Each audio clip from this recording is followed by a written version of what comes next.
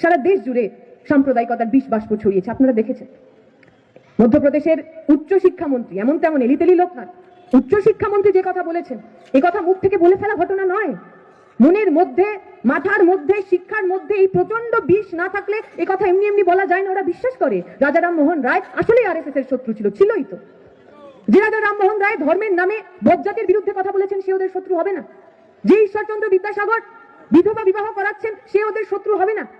যে বেগম রোকেয়া, যে ইলা মিত্র, যে নজরুল ইসলাম, রবি ঠাকুররা প্রতিদিন সোনার বাংলাকে অটুট রাখার কথা বলছেন, তারাই ব্রিটিশের দালাল সাভারকারদের শত্রু হবেন না। না হলেন তো অস্বাভাবিক হতো।